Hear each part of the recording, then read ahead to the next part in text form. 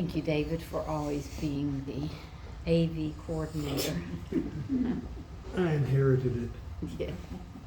Yeah. So many years ago, I was talking to a friend, a capital F and a lowercase f friend, and a colleague at Guilford College about some recurring problems that I'd been having. The truth is, I was probably complaining after several times about how I couldn't find any kind of workable solutions for any of the problems I was having.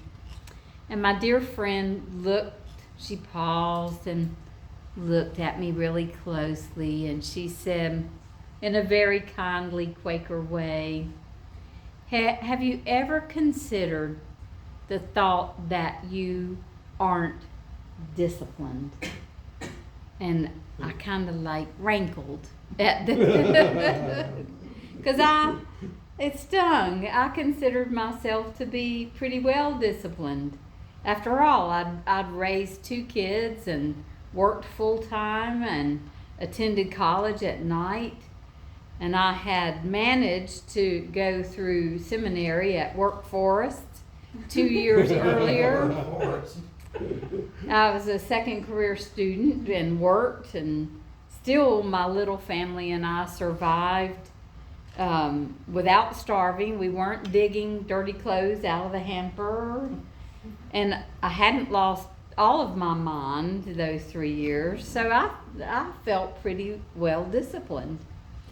But then as I contemplated her words, and as I do whenever something kind of makes me angry, I think of the old Quaker adage, consider the possibility that you may be wrong.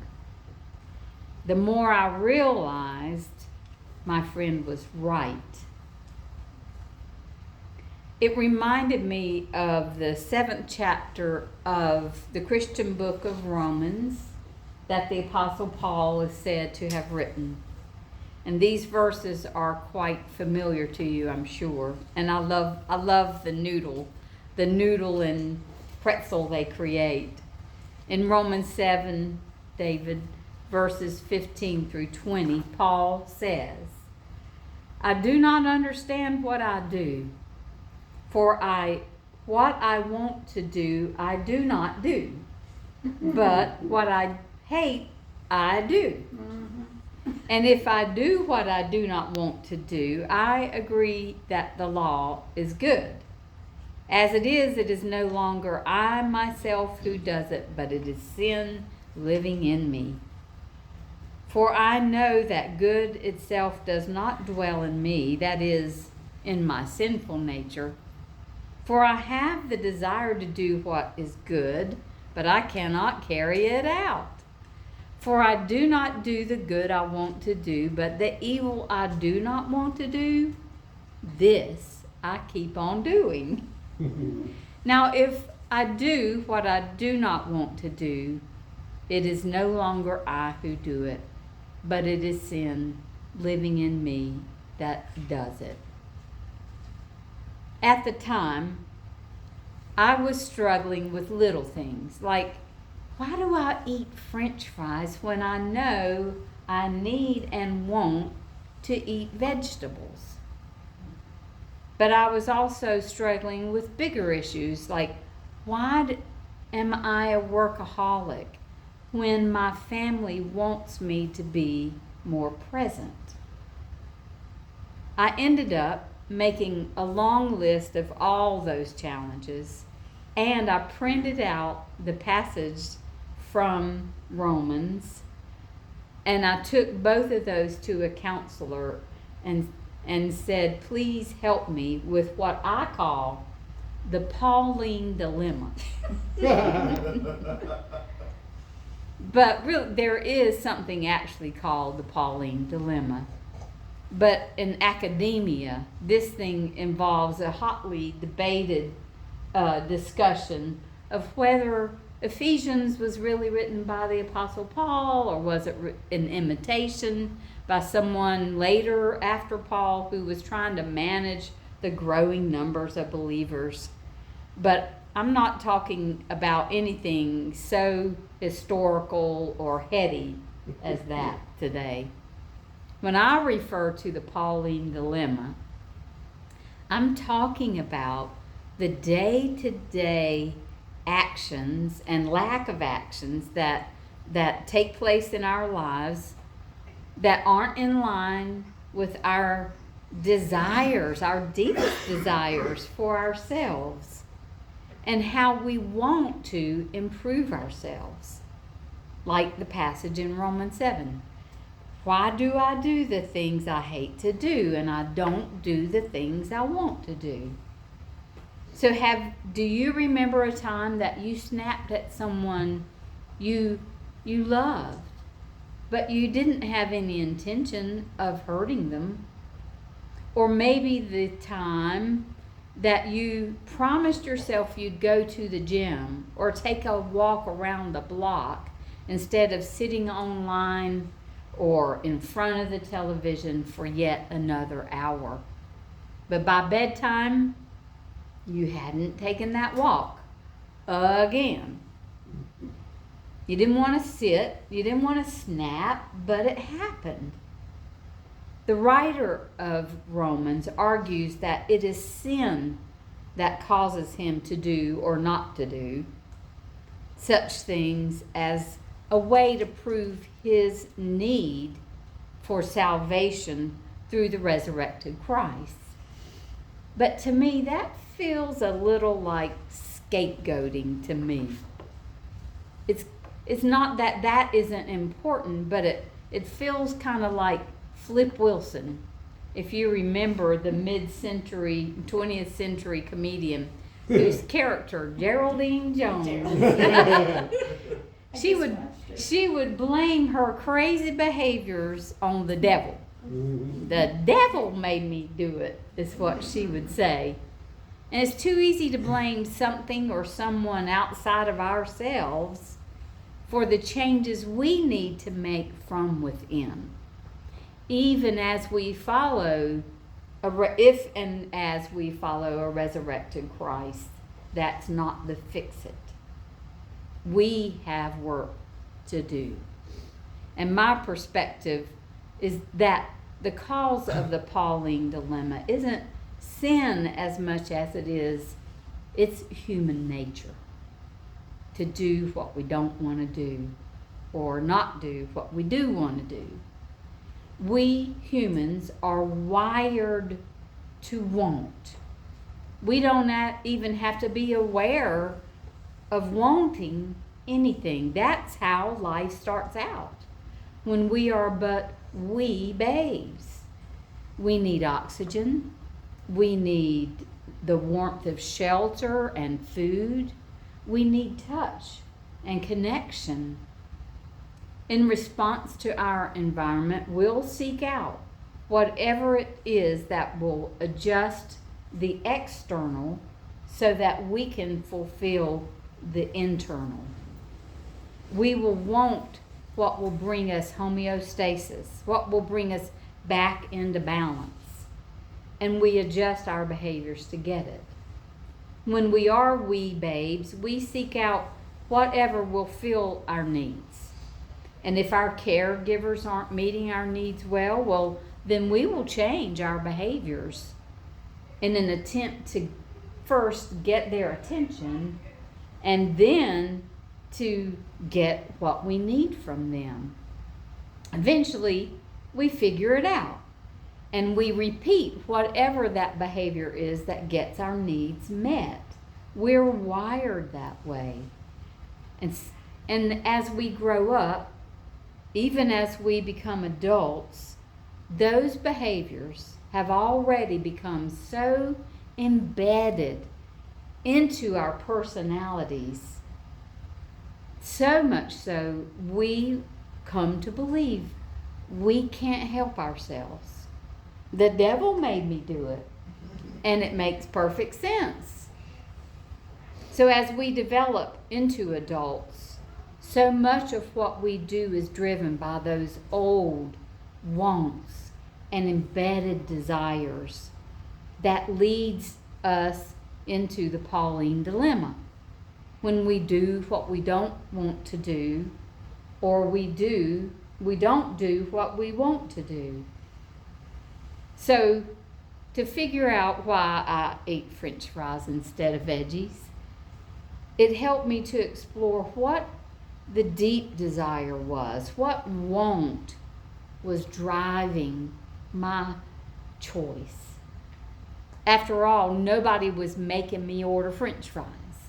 No parent was putting a plate of French fries in front of me and say, you gotta clean your plate. And it was me who was choosing unhealthy food. It was my voice saying yes when the server asked, do you want fries with that? I probably said, why, of course. I was calculating, I think I ate French fries every day, maybe 2 times a day. So to begin with, I considered, what are the physical desires that fries might be meeting? Well, French fries are hot, they're tasty, and they're crunchy, and they're carbs, salty.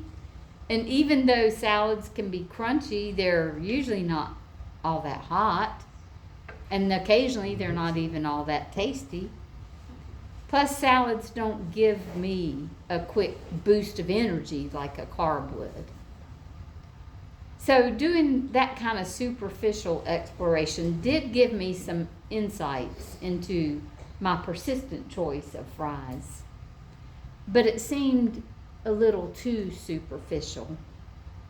I could have always ordered warm veggies instead of a cold salad or instead of fries. I could have eaten some crackers or a slice of bread for a carb hit. It seemed like there was more behind my dilemma than such a simple explanation. So I wasn't going to let myself off the hook so easy.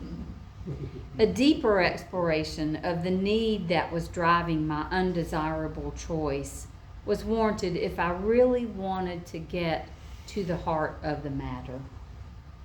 So the solution came from some close observation of a dialogue going on inside my head. And at the risk of revealing just how crazy I really am. I'm crazy, let's start with that. I want to share with you the exact conversation that I overheard in my head. So there was this time a few months after I had started this exploration that Tracy and I were traveling.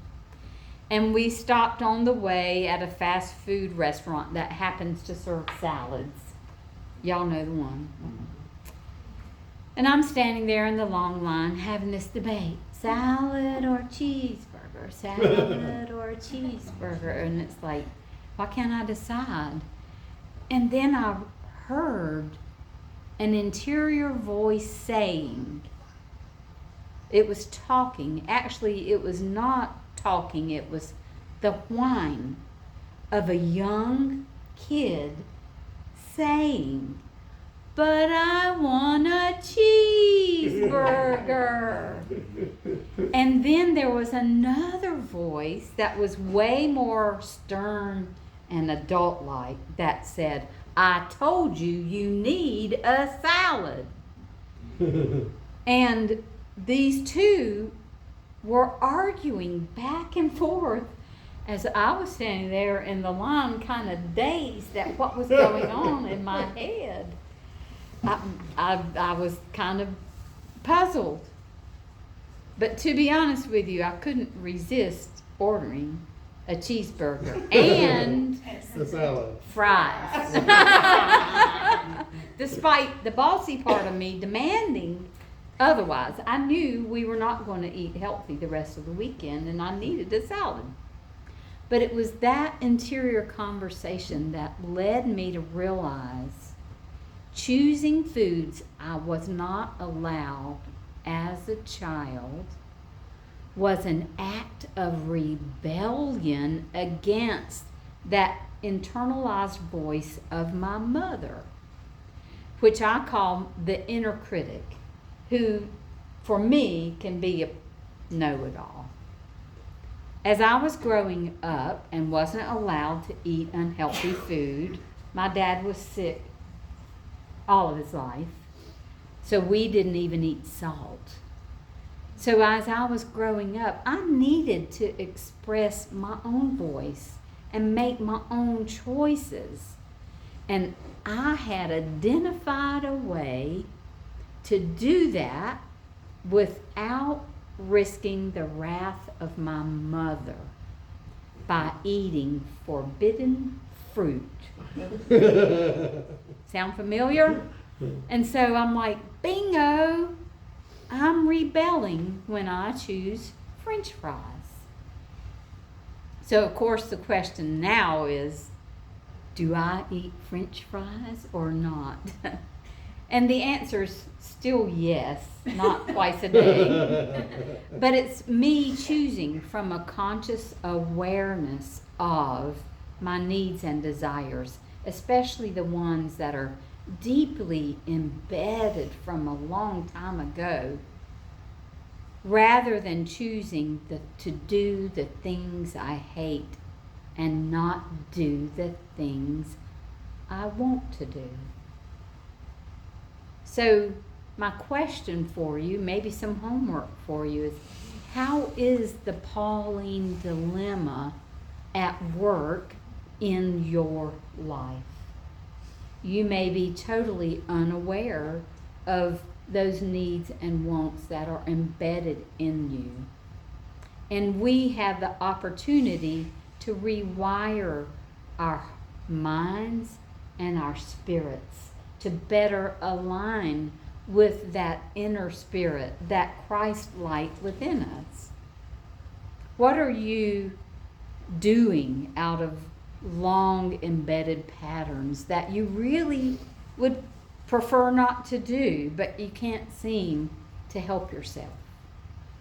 What are you not choosing to do despite your deep desire to change? So rather than giving the devil his due,